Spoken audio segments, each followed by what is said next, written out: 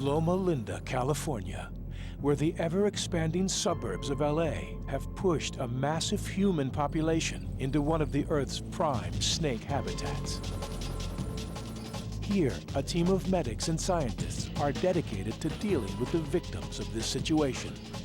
They are led by Dr. Sean Bush, an expert in snake bites, who has been drawn to the one place in the world that needs him most: the front line, home of the VenomER.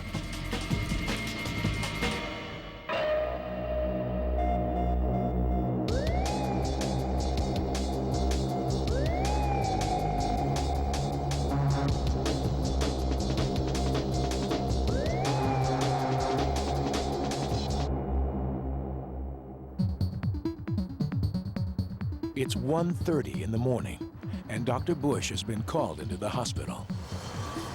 A snakebite patient has rolled into the ER, and there's another snakebite patient on the way. It's going to be a long night. Yeah, I'm tired.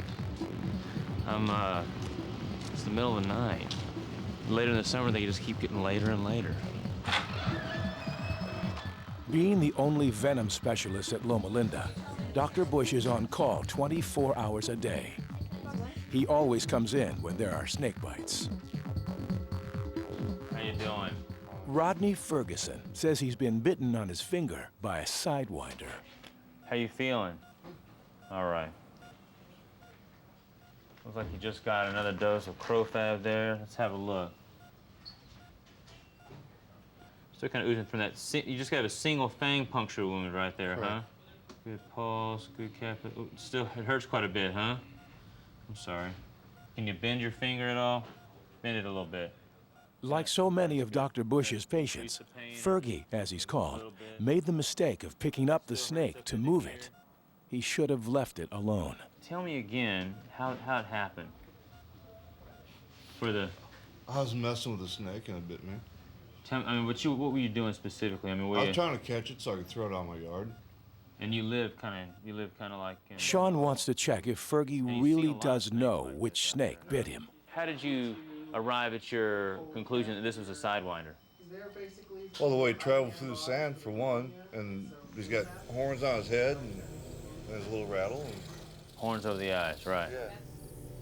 Sidewinders are the least toxic of all the rattlesnakes in the area. They're found in the desert and are distinctive because they move sideways and they have horns. I've caught dozens of them and just escort them off the property. I've never had one get lucky enough to bite me. Now, how are you holding the snake? I mean, are you holding it behind the head or by the tail or what? No. Sean is surprised how badly Fergie has been affected by the venom. Sidewinder bites are usually mild in venomations. You pin him down and... Yeah. I see. I wasn't even going to call a doctor until my girlfriend insisted, and I didn't think it was this big a deal at all. Right.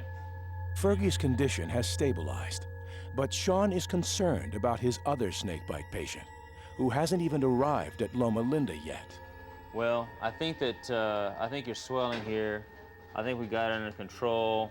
We're gonna give you a couple of more doses of crofab, and I think this is gonna blister up more. And you may even lose the nail. You may lose a little function of that finger. Really? And only time will tell. We've done everything we can to prevent that from happening, but it could happen. Fergie has quite an impressive bite for a sidewinder. Sidewinders are our mildest envenomation that we see here. It's the least toxic snake in this area. The snakes are smaller, their venom's not as potent, and so I'm a little surprised that he has such amount of swelling after such a mild snake.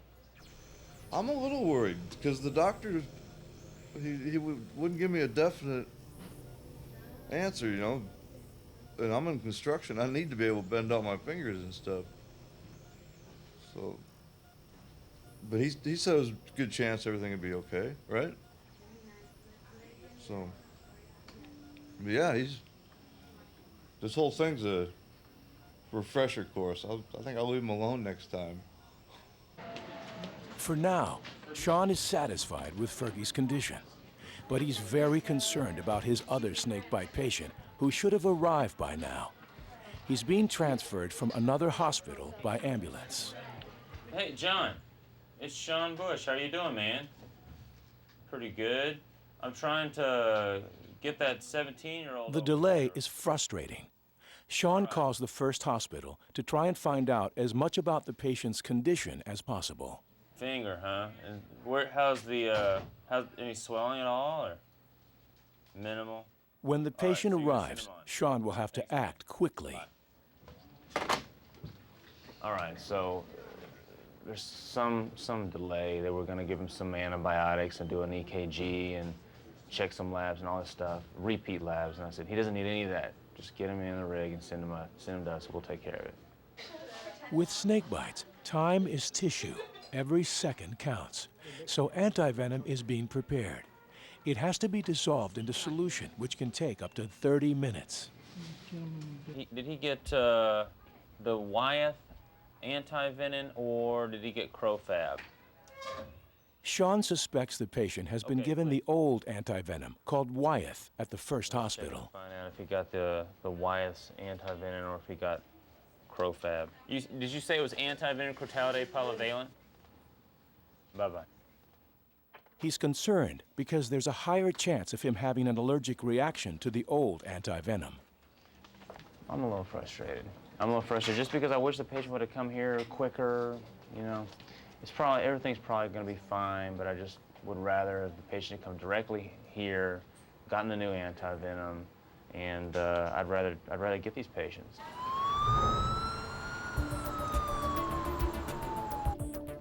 At 2:45, Adam DeMaio finally arrives at Loma Linda. The 17-year-old was bitten on his finger when he bent down to pick up his shoes after he'd been swimming in a lake.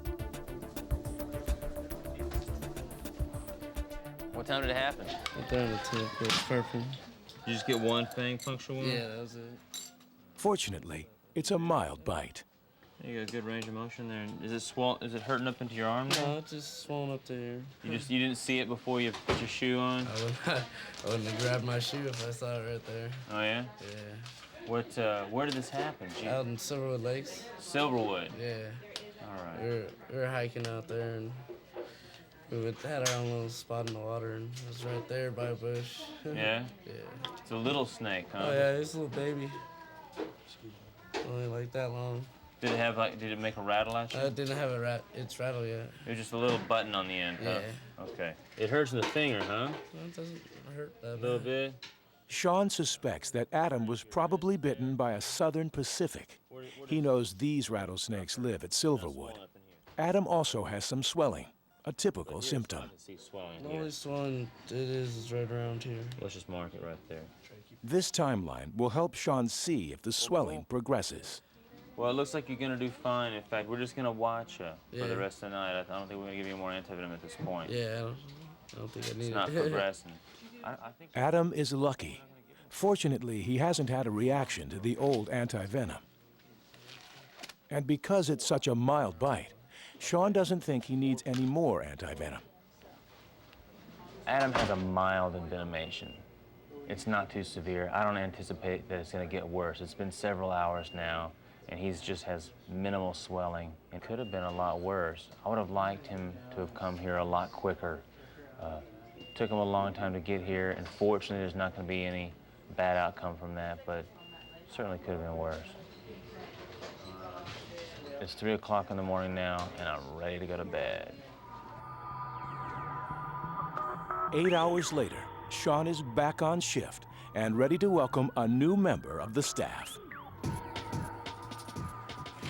Jenny Cohen is the latest addition to the team. She's completed 4 years at medical school and is now starting her 3-year residency program. In this ER, there are 50 beds, 77 doctors, 147 nurses, 3 helipads, and 30 sec techs. And here's our trauma resuscitation rooms where we take care of our snakebite patients. It feels great to finally be back in the hospital as an official doctor, and it's great to be here at Loma Linda. I know I'll get used to where everything is. Right now I don't know where anything is, but it'll get easier and it's good to be here. Jenny hits the ground running. Although she has an interest in snake bites, her training will cover all sorts of emergencies.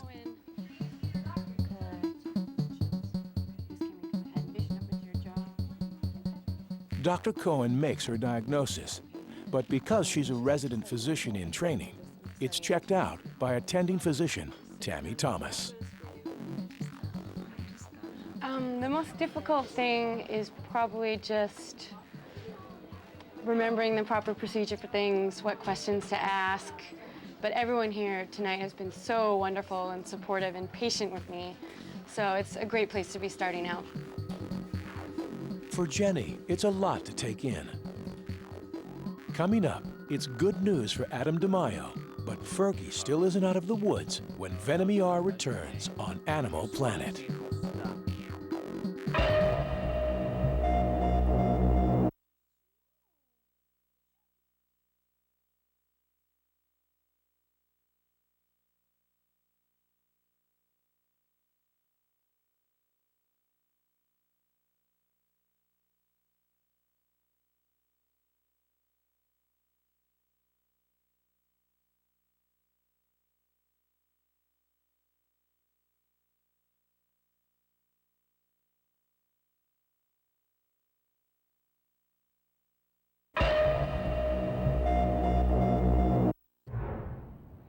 Ten hours after he arrived at Loma Linda, Adam DeMaio has been told he can go home. He's none the worse for the night's dramatic events, but has been told to watch for any after effects. Fergie is not so lucky. He's now had 12 vials of Crofab, but the pain is still there. Picking up that snake has caused a lot of damage, and it continues to be a tough lesson for him. Hey, how you doing? All right. All right. How's your pain? Your swelling seems to have stopped here. Correct. It's even receded a little bit. Now it should continue to recede and go down. We're looking at 3 weeks before we're back to par. Yeah, it could take a couple of weeks before you're totally back to normal. Is there anything I can do to speed it up? Keep it clean. And that's really it. Okay. Watch out for snakes.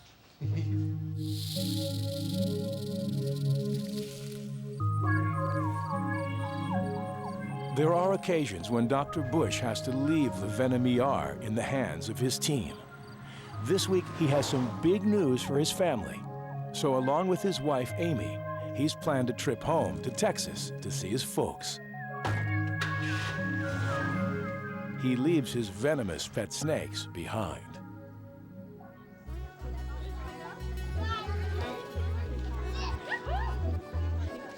A family party is underway. It's Sean's grandmother's 80th birthday. It's taking Sean's sisters, Becca and Jamie, quite a while to light all the candles. Okay. All right, everybody, gather round.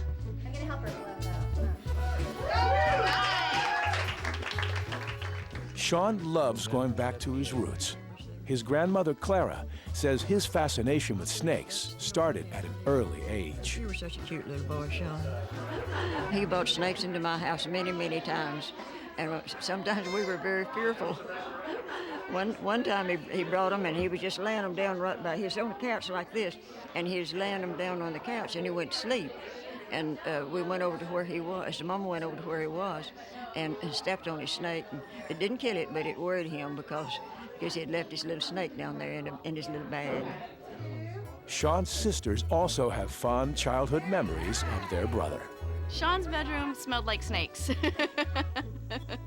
As you walked down the hallway, the smell would hit you, and then you would walk into the room, and it wasn't him, it was definitely the snakes. My friends would come over for sleepovers and oftentimes be very afraid because the room next door is full of snakes. So they were very cautious and they wanted Sean to keep his door shut.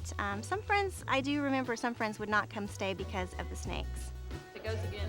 Everyone is excited at Sean and Amy's big news. If it goes in a circle, that means that you're having a boy. The happy couple are expecting a baby bush. In order, In order. Okay. And it's going in a circle right now. So that means boy. That means boy. Little Sean. Oh, how scary. This baby means my life's gonna change. You know, it's not gonna be acceptable to have all these venomous snakes and spiders and scorpions in the garage. Amy's kicking them out. They're getting evicted. That's going to be tough for Sean, as his snakes have been part of his life for a long time. Amy says she even had to put up with them when they were dating. He had snakes all over his apartment when I met him. The snakes were in place of his closet. He had a closet, but there were no clothes. He just kind of threw his clothes on the floor because he needed room for all the aquariums and the eggs that he was incubating, or, you know, the snakes that he was breeding, or for Jane, who lived wherever she wanted to. That was his boa, and she was pretty much just had the run of wherever she was. And she did not get a cage until we moved to California, and I wanted to get a cat. And I said, you have 12 snakes, it's my turn, I would like a cat. So we built a cage for Jane over the weekend so that I could get a cat. Cats and snakes certainly don't mix, and to this day, they're kept well apart. While Sean's relaxing in Texas, it's a busy day back in Loma Linda. No snake bites so far, but there is a suspected spider bite. So I heard that Dr. Steele is looking into this case. Is that right?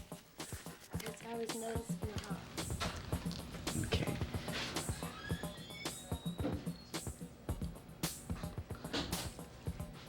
I don't think this is a spider bite. Every week, several people walk into the ER believing they've been bitten by spiders, particularly brown recluse spiders. But brown recluses don't live in California. They're found in the Midwest in states like Texas. Texas is a state which has its own venom frontline. All sorts of toxic creatures can be found there.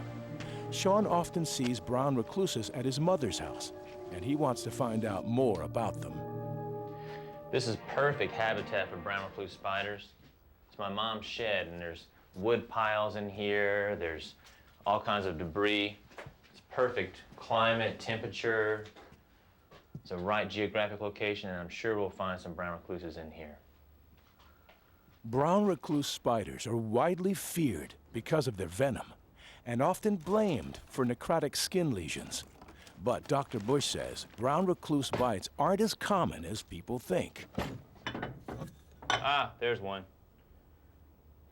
Now that's definitely a brown recluse spider. You can see the violin pattern at the front of the head. And to be for sure, you'd have to look under a microscope and count the eyes.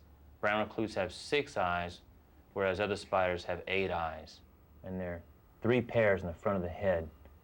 They're kind of light brown in color, and they could stand on top of a quarter. There he goes. Cool. That's very cool. The bites by the brown recluse are not very common. And part of that's because of the spider's nature. It's a reclusive spider.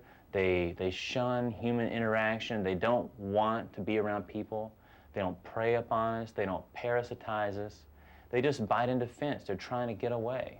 The most thing that makes the brown recluse different from other spiders in the States is its infamy.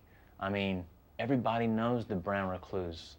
It's like the X-Files. People just want to believe that these alien spiders are creeping up on them while they sleep and biting them. Brown recluse bites are often misdiagnosed, but for those who are bitten by brown recluses, it's a horrendous experience. A nightmare turned reality for Suzette Clark when VenomER returns.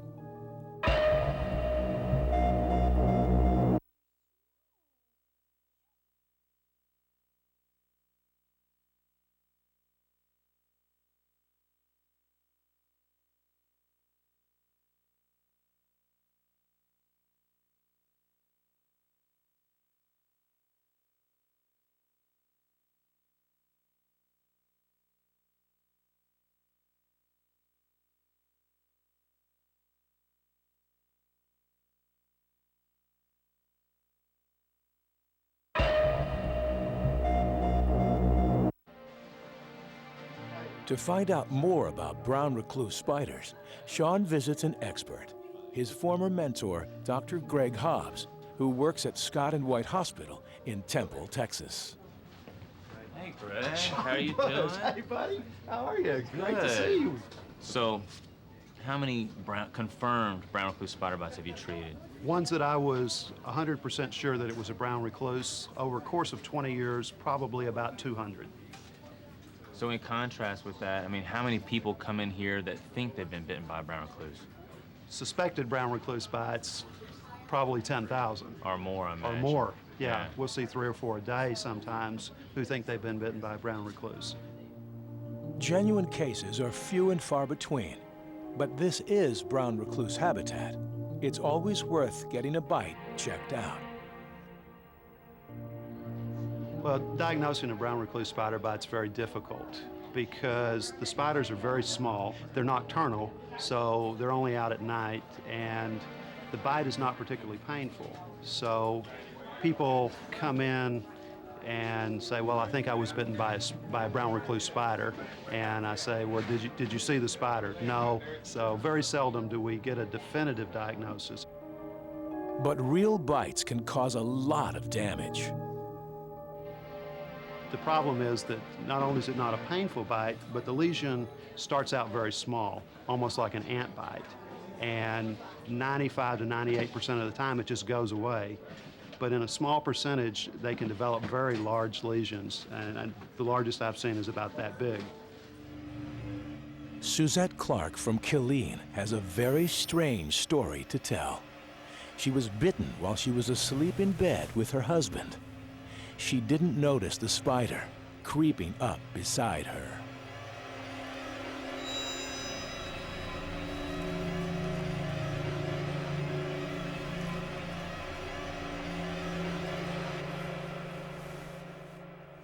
I'd been working out in the flower bed, so I thought maybe I got into a rash or, into something. But the next morning I had a headache. I was deathly sick.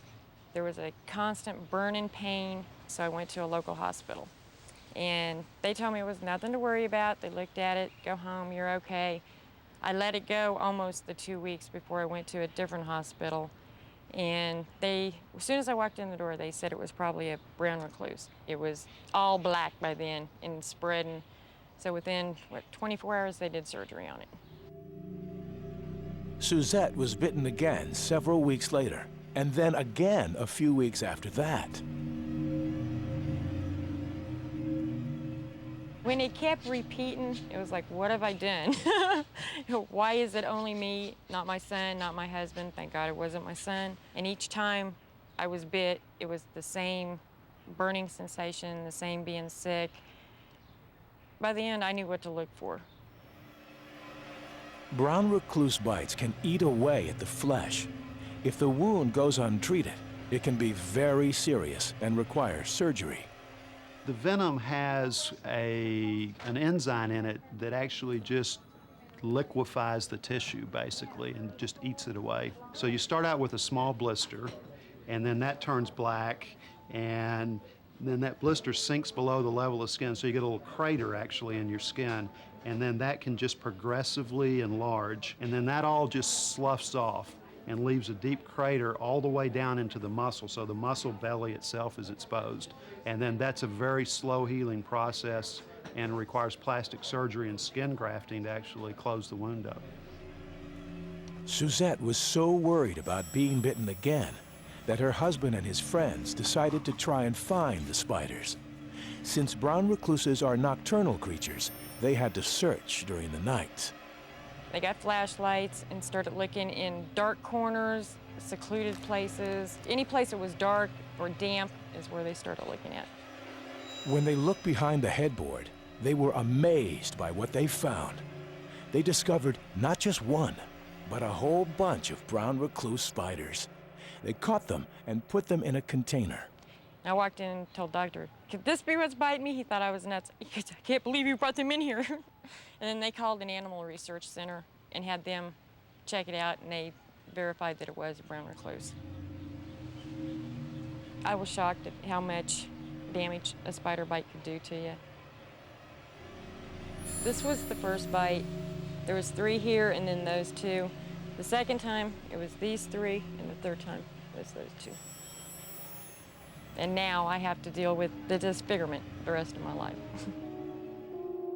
Over the years, all sorts of odd treatments have been suggested for brown recluse bites. There have been a number of treatments that have been recommended for brown recluse spider bites. Hyperbaric oxygen has been recommended. A medication called Dapsone, which is used to treat leprosy, among other things, has been recommended. People have used electric shock. And what we found, unfortunately, was that none of those treatments make any difference. So the treatment for brown recluse bites at this point that we recommend is just good wound care. Keep it clean, watch it. If it starts to get infected, you need antibiotics. If it starts to be enlarged, then you need to see a plastic surgeon. Sean's team in Loma Linda may not deal with the reality of brown recluse bites, but they still have to handle the myths. And humans aren't the only victims of venomous attacks. The Animal Emergency Clinic, just a few miles from Loma Linda, can see several snake bites a week at this time of year. The casualties are almost always dogs. Their latest victim is a 4-year-old boxer named Bo. Bo was bitten in his backyard. His owners didn't see the snake, but they did see the puncture wounds on his muzzle. Chris and Melissa Sabert have brought Bo's brother, Luke, to the clinic. This is Luke. He's Bo's brother. Bo got bit by a rattlesnake this afternoon, so he's here getting some antivenom and hopefully gonna be okay. Luke's here for moral support. They're brothers, they like to be together, so he's... They've never been apart, so... Yeah. Should be a long night for him. Dogs can die from snake bites, just as humans can. The venom which is pumping around Bo's body is causing his muzzle to swell. Melissa says it was heartbreaking to see him in so much pain. He was in a lot of pain and very distracted, didn't want us to touch him. He was pacing around the house by himself, very much distant and not the same as he usually is. Dogs can be treated with antivenom, but it's expensive, and not all owners can afford it. Bo is lucky. He's having antivenom, but even so, there are no guarantees. It was sad. We don't know if we're gonna see him again or if he's gonna be okay, or they told us we have to wait 24 hours to know if the medicine's gonna work, and quite possibly it may not work. So after spending all that money, there's no guarantees, but we hope to see him back to his normal self again tomorrow. Veterinary technician Carol Lautzenheiser is starting the antivenom on Bo. She's optimistic. The puncture wounds are on the bridge of the nose, right here and right here, which I'm not going to touch him because he's very painful, right below his right eye. I think this dog will respond very well to the antivenom. They got him in here quick, and even though you can see he's very swollen, from the past snake bites I've seen, I think he will respond very well. Once the antivenom has gone in, Bo needs to be watched carefully for 24 hours to make sure his condition doesn't deteriorate. The rest of the family have to say goodbye, not knowing whether he'll pull through. There are more threats for Sean to investigate in Texas. As well as spiders and snakes, killer bees are starting to move north into California. Find out more when VenomER returns.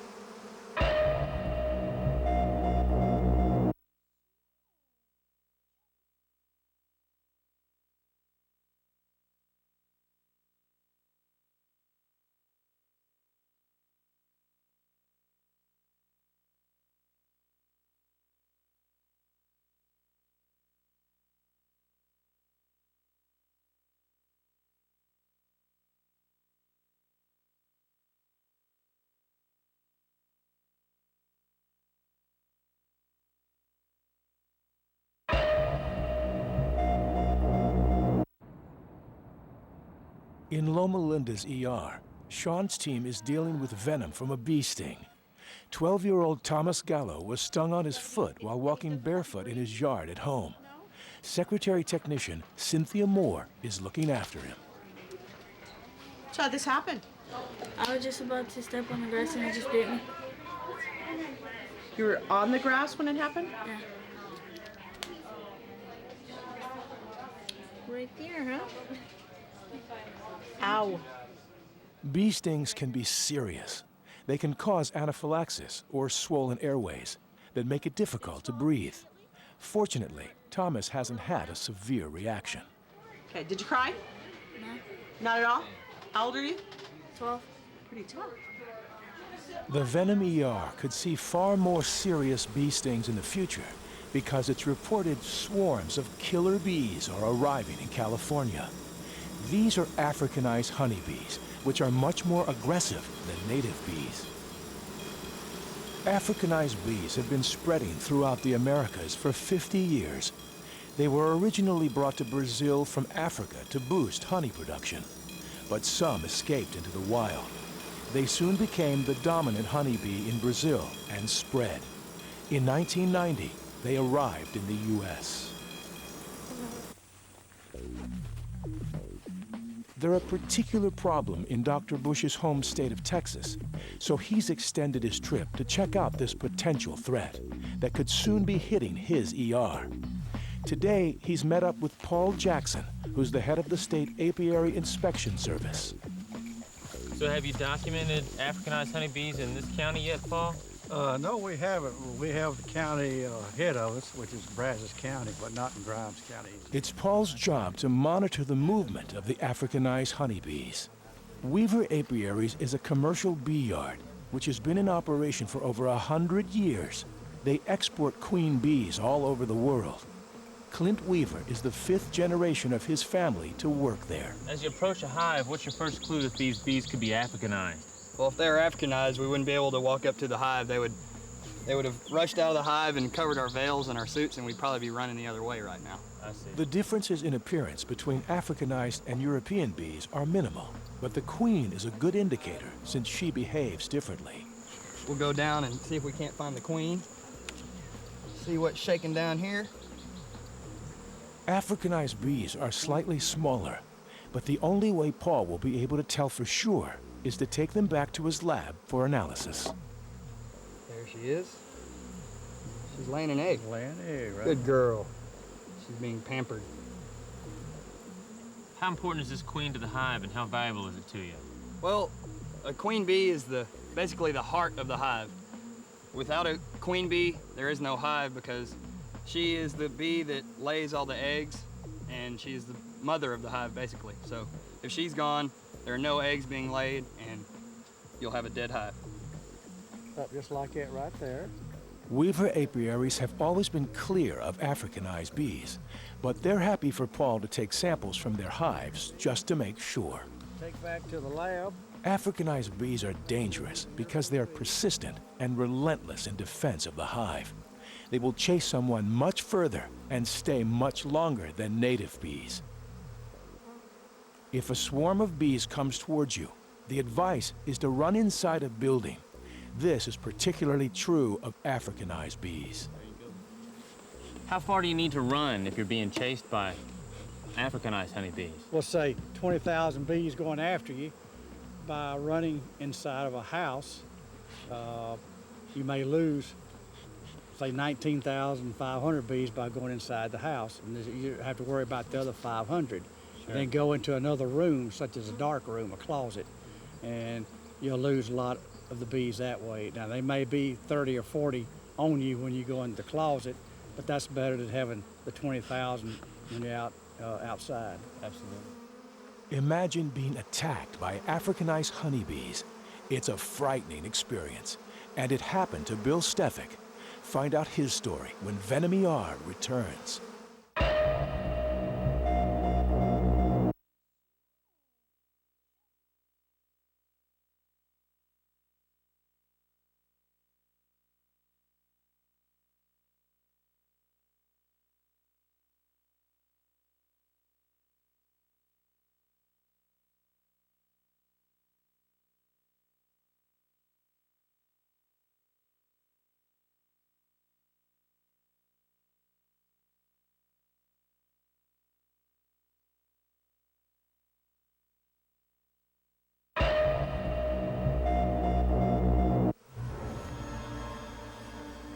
Bill Stefik is a longtime beekeeper.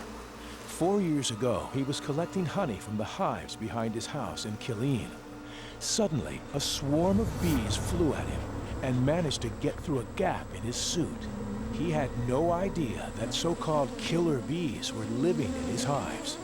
A swarm must have come across his empty hives when they were looking for a new home. They got into his visor, and he could feel them stinging him everywhere. Well, a whole bunch of black bees came out from the bottom. And they were so aggressive that I could not see through my helmet. And then I started walking away.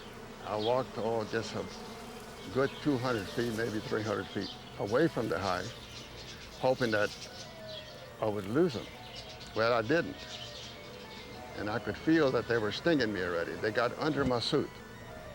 The only thing that crossed my mind was survival. You know, how will I survive this? And I walked all the way down here to the faucet, took a water hose, and I started washing them down, you know. But that didn't help anything. Bill went to his garage, got some ammonia, which he normally used for cleaning windows, and poured it over his head, being careful not to get it in his eyes. This is definitely not something doctors would advise, but he believes it was the right thing to do. I had full trust in ammonia, though. I knew that it will keep me from swelling. Bill kept pouring more ammonia, and finally he managed to get rid of them. His wife Margie pulled out 42 stings. His family did call the hospital, but amazingly, he only needed treatment with antihistamines. I just thought, is he gonna die? These were so many, so many. Is he gonna die, or what's gonna happen? I feel very lucky to be alive, yes. Especially, you know, being the first time encountering the African-type bees. Bill was lucky. He survived a mass attack. But not everyone does. For some, even a single bee sting can be fatal because it can cause anaphylaxis. Well, actually, bee stings kill a lot more people than rattlesnake bites or spider bites or any of that. Anaphylaxis can be very rapidly deadly. So we have to treat it immediately. We treat it like an emergency medical condition. As an envenomation specialist, Sean is on a constant learning curve. The knowledge he's gained in Texas will be vital back in Loma Linda. In the VenomER, new resident Jenny Cohen is continuing her training with a lesson in intubating a patient from Dr. Rob Steele. This would be used on any envenomation if the patient had severe difficulty breathing. In relation to a snake bite, what you may see is you may see tongue swelling, lip swelling. The patient may have a reaction to the crofab, may have anaphylaxis, so their blood pressure is going to drop, their tongue is going to swell up and out of their mouth, their lips are going to swell, and the patients are going to need to be intubated. And you're going to save their life with this procedure. So go ahead, let's take over from here, and let's save this patient. Try and put yourself at the best angle for you. Sweep that tongue over. Good. You want to find the epiglottis. Get it in there? Excellent. Intubating is both the easiest and hardest thing you ever do. If it goes bad, it's the worst thing you've ever done. If it goes well like this, it's wonderful. You just saved somebody's life.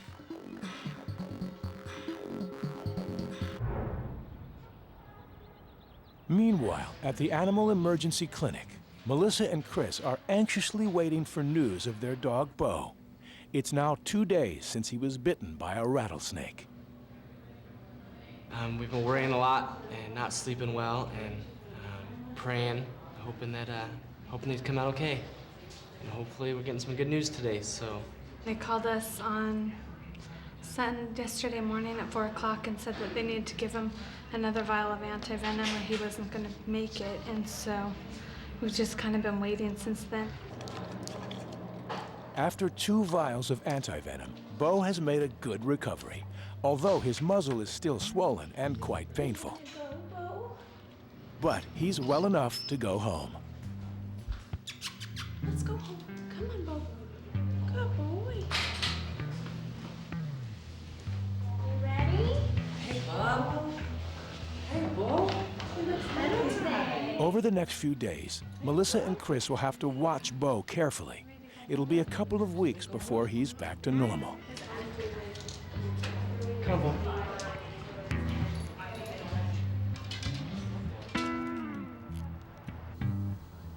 The family moved a few months ago. Their new home is part of a recent development, which has been built on the edge of the desert.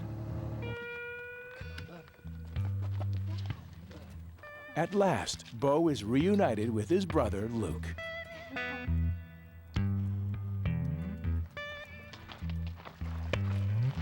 Melissa and Chris are hoping that Bo will learn his lesson and avoid snakes in the future. But they realize the area they've moved to has long been a home for rattlesnakes, and it's a risk they've knowingly taken. But dogs aren't the only ones to need snake avoidance lessons, as Robert Hartshorn can testify when VenomER returns on Animal Planet.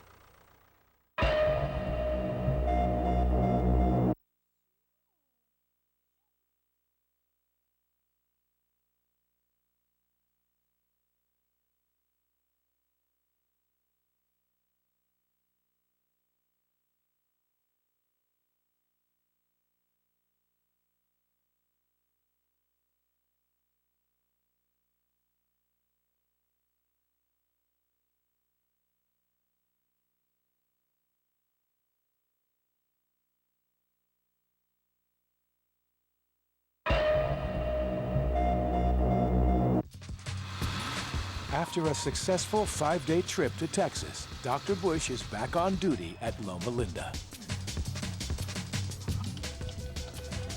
And he has a snakebite patient. I see.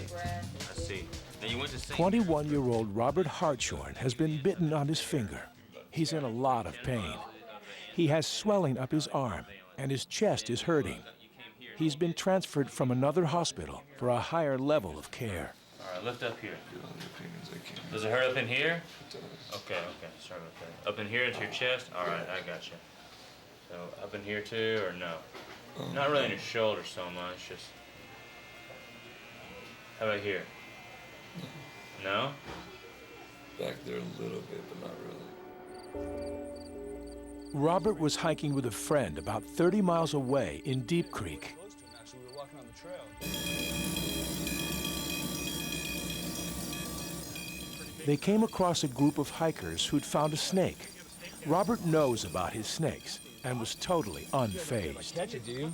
You gonna try to catch it? Yeah, I've caught these things before. Oh, what's he doing now? Be careful with that thing. All right. He broke Sean Bush's first law. He picked up the snake. Ah, look out! Bit him. Look out! Are you okay? Are you okay? I think it's all right. Robert didn't feel too much pain at first and hoped it was a dry bite, but he soon realized he'd been injected with venom and knew he was in trouble. The boys were faced with a 2-mile hike. Think we still have a long ways back? The faster Robert walked, the more quickly the venom pumped through his body. Call 911! By the time he reached his girlfriend, he was panicking. He knew enough about snakes to know this bite could be fatal. Yes, my boyfriend got bitten by a rattlesnake. It's bleeding. Hold on. Lake Arrowhead Road. We're fine now. Just stay down until I get here, okay? An hour after he was bitten, the pain had spread to Robert's chest. It could soon affect his breathing. Robert needed anti-venom urgently. The quickest way to get him to the hospital was by air. Lift up here and look underneath it. It really hurts in the leg. Yeah, this is gonna bruise up right here. The venom tracks up your lymphatics and it's gonna bruise big time. Now let me see your hand here. Big blister there. Quite a blister. Sorry about that. Oh, it's fine. Can you straighten this out a little bit? Does it hurt too much? No, I can't straighten. I can't move it. Okay. It's too swollen, I guess. Robert was given anti-venom at the first hospital, but it was the old anti-venom, not Crofab, and it doesn't seem to have worked. He's got quite a bit of swelling up his hand there. Looks like it's bitten on his left index finger, and his whole arm is swollen. Evidently, he had to hike out of Deep Creek, and he went to another hospital, got 10 vials of the old anti-venom, but it obviously didn't stop the progression because it's clear into his shoulder and his chest wall. So I'm gonna start off giving him another 6 vials of Crofab. Paramedics have brought in the snake which bit Robert. Dr. Bush suspected he was bitten by a southern Pacific because of the swelling and the geographical area he was bitten. But Robert thought it could have been a Mojave. Yeah, it's definitely a Helleride, definitely a Southern Pacific. So no case report today. Is that?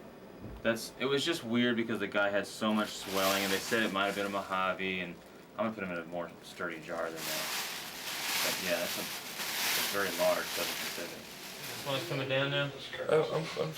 I see it's going down Going considerably. down? Well, that's the first step of a long, long journey here, because this one's gonna take a long time to go down, and you may not have full function in your finger for 6 months or even a year. Really?